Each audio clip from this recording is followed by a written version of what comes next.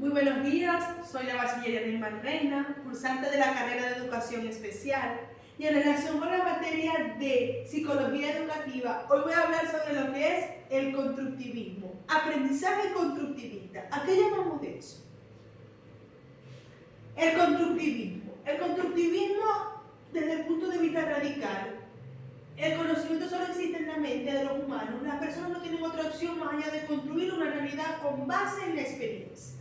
¿Ok? Ellos hablan de que el conocimiento solo existe en la mente de los humanos y que la experiencia, a través de ella, vamos construyendo conocimientos, valga la redundancia, social. Argumenta que todas las funciones cognitivas se originan en las interacciones sociales y por lo tanto deben explicarse como producto de ellas.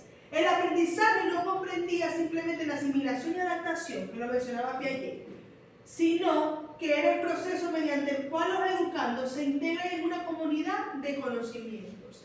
E individual, que consideran que los seres humanos son receptores pasivos de experiencias y aprendizajes, sino que son constructores activos de su realidad y de experiencia. Aquí se le da protagonismo, en otras palabras, al ser humano como protagonista de su aprendizaje que lo construye a través de la experiencia, del lenguaje y del contacto social.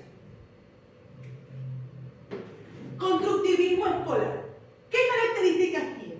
El aprendizaje se basa en la experiencia propia del estudiante, es decir, que el protagonista del estudiante, lo vuelvo a decir, construye su conocimiento a partir de sus experiencias previas. Aquí juega un papel muy importante lo que el alumno ya sabe. Esta exposición va a hablar mucho de lo que es el constructivismo, pero también el aprendizaje significativo, que lo veremos más adelante. El aprendizaje se adapta a las necesidades del estudiante. El conocimiento previo de cada estudiante es un agente activo en el proceso de aprendizaje. El aprendizaje es un proceso dinámico e interactivo. Es completo, auténtico y real. Asimismo, nos vamos con lo que es el aprendizaje significativo, teoría del famoso psicólogo David Ausubel, el cual afirma que el sujeto relaciona las ideas nuevas que recibe con aquellas que ya tenía previamente, de cuya combinación surge una significación única y personal. Es decir, que el aprendizaje significativo se da cuando el estudiante integra a su esquema de creencias o a su esquema cognitivo de cierto tema las nuevas aprendizajes que está obteniendo en clase. Usted ha visto cuando se inicia una clase que dice la docente comienza a indagar ¿qué es para ustedes una planta? Y va escuchando lo que cada niño tiene que decir, o sea, cada niño tiene un concepto sobre lo que es una planta. Y en base a ese concepto que los niños tienen, ella va a construir un nuevo concepto más completo para que sea un aprendizaje significativo donde se va construyendo en base a lo que el alumno ya sabe. Asimismo, él mencionaba que el factor más importante en el aprendizaje es lo que el alumno ya sabe. Averígüese esto y enséñese consecuentemente. El autor de esta teoría considera como factor fundamental la estructura cognitiva que posee el estudiante, es decir, los conocimientos, donde están registrados los conocimientos más relevantes para él.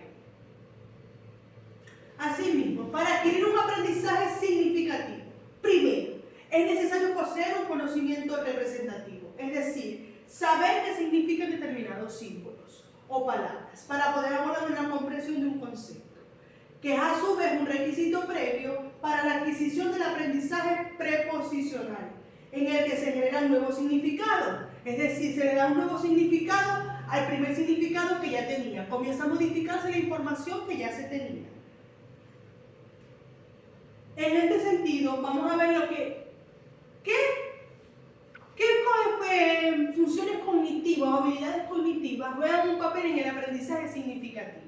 La percepción, ya que permite interpretar los estímulos del ambiente, la atención, que permite enfocar en información relevante e ignorar distracciones, la memoria, que permite codificar, integrar y retener la información que se está dando, el lenguaje, el cual es la herramienta de comunicación y de pensamiento que se manifiesta en modalidades verbales y no verbales. Le va dando un significado interior a la información que se está recibiendo.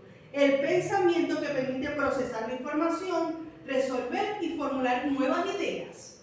Y la motivación, que va a energizar y direccionar el comportamiento humano. incitado a actuar y a continuación obtener, hacer suyo ese aprendizaje, la motivación. Estos son los factores principales y resumidos que juegan un papel significativo en el aprendizaje. ¿Cuál es el perfil del egresado de educación inicial en Venezuela? Entre ellas podemos mencionar en el currículo bolivariano que reconstruye conocimientos a través de la interpretación de códigos lingüísticos, matemáticos, científicos y sociales. Se reconoce como un yo dinámico que valora y disfruta las actividades físicas, lingüísticas y musicales. Utiliza objetos, juguetes, instrumentos y materiales disponibles como un medio para su aprendizaje. Se identifica como una persona, iniciándose en la toma de conciencia como ser social, en una familia y en una comunidad. Demuestra interés por las personas y practica la solidaridad y la cooperación mutua. Este es el perfil del egresado de educación inicial, que según el currículo son indicadores integrales de lo que debe cumplir un niño al momento de ser promovido a la educación básica. Ahora vamos con características del escolar, perfil del egresado de educación básica. Se identifica como venezolano, con una conciencia y visión latinoamericana, caribeña y universal. Una conciencia ambientalista y cosmovisión que le permite entender que el futuro de la humanidad depende de su forma de ser, pensar, valorar y accionar. Las actitudes valorativas hacia su salud integral. Habilidades para detectar los factores de riesgo ante amenazas naturales o provocadas por el hombre. Valores sociales e individuales como la libertad, solidaridad, cooperación, justicia, equidad, integración, el bien común y la participación protagónica. Este es el de educación básica. Sin embargo, personalmente considero que el perfil egresado de educación básica son las bases necesarias del análisis, la comprensión, la formulación de problemas, la toma de conciencia sobre el mundo exterior y las actitudes y habilidades cognitivas necesarias para la educación superior o para la educación secundaria, que en este caso también hablamos de diversificado. ¿Okay? Estrategias de aprendizaje. ¿Qué es? Para Díaz de Barriga 2002, son procedimientos que el docente utiliza de manera reflexiva y flexible para originar el logro de aprendizaje significativo. Se vuelve a repetir la palabra, en el aprendizaje. Son aliadas incondicionales del docente en el proceso de enseñanza-aprendizaje y es la parte esencial para el éxito del niño. Por su parte, en las mismas autoras, pero con el libro del 2010, afirman que se basan en un procedimiento y a su vez de un instrumento de carácter psicopedagógico o pedagógico que el escolar obtiene y utiliza de manera intencional como un recurso para aprender de forma significativa, hacer suyo el aprendizaje, construir su aprendizaje. Asimismo, las caracteriza como flexibles, intencionales y motivacionales. Estrategias. ¿Qué es una estrategia? Es lo que yo voy a utilizar como docente de educación especial para que el niño que presenta ciertas dificultades o que requiere mayor atención, estrategias adaptadas, aprenda. Logro de aprendizaje significativo. Para mí, una estrategia de aprendizaje es todo recurso que yo utilizo para que el niño aprenda, tomando en cuenta diversos factores, el canal de aprendizaje, el estilo cognitivo, sus capacidades, para poder desarrollar en él las habilidades necesarias que le van a permitir obtener conocimiento, a lo mejor no de la misma manera como los alumnos regulares, pero sí un aprendizaje efectivo. Aprendizaje por la lectoescritura, según Emilia Ferreiro. Nos encontramos con la etapa primitiva o indiferenciada. En esta fase, escribir y reproducir los rasgos típicos del tipo de escritura, que el niño identifica como la forma básica de escritura. Por ejemplo, si está acostumbrado a ver la escritura de imprenta o script, hará grafismos similares. Es como que el carabateo, por así decirlo. En este periodo, algunos estudiantes no tienen muy clara la diferencia entre escritura y dibujo, por lo que pueden dibujar y decir, aquí dice. Imitan la escritura. La etapa presilábica es la hipótesis central, que para poder leer cosas diferentes debe haber una diferencia objetiva en la escritura. Los niños y niñas consideran que debe haber una cantidad mínima de grafía, es decir, el tamaño de la palabra, para que diga algo. Se basa en el tamaño y qué tan larga o corta pueda ser. Muchas veces representan varios significados en su nombre. Este periodo comienza a copiar palabras y aprender su nombre de memoria, sin atribuirle un sonido. La etapa o hipótesis silábica. Los y las estudiantes comienzan a intentar dar un valor sonoro a cada una de las letras. Escriben una letra por cada sílaba. Por primera vez trabajan claramente con la hipótesis de que la escritura representa partes sonoras del aula, según Emilia Ferreiro y Teberovsky, 2019. Dentro de esta fase se pueden distinguir dos periodos: escribir letras con valor sonoro convencional y sin valor sonoro convencional.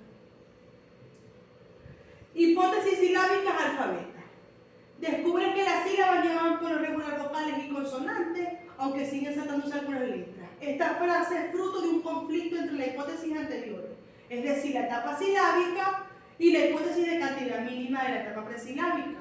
El ejemplo del pato, al escribir po, considera que es muy corta la palabra e inicia a reflexionar sobre el sonido de cada letra y no solo por la sílaba.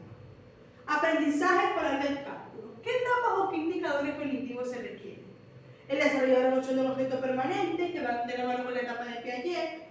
El primer y segundo subperiodo, el niño no es capaz de seguir trayectoria de objeto. Tercer subperiodo, sigue la trayectoria de un objeto en un campo de visión sin buscar objetos, es decir, habla de la permanencia del objeto.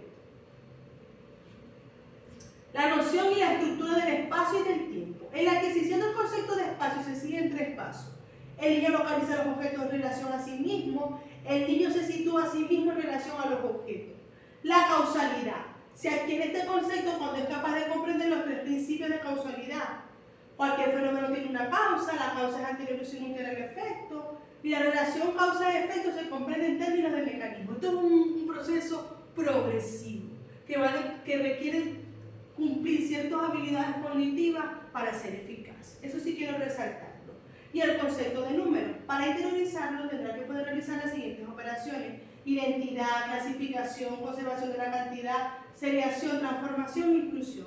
Todo lo que se ve en la etapa preescolar y que progresivamente va aumentando su complejidad. Clasificación, asociación, noción de cantidad, todo lo que tiene que ver con las operaciones cognitivas, y que la teoría, según mi opinión, se relaciona más, que pudiera hablar sobre la teoría, las etapas del cálculo, los indicadores cognitivos que debemos tener para comprender el cálculo, es el PET.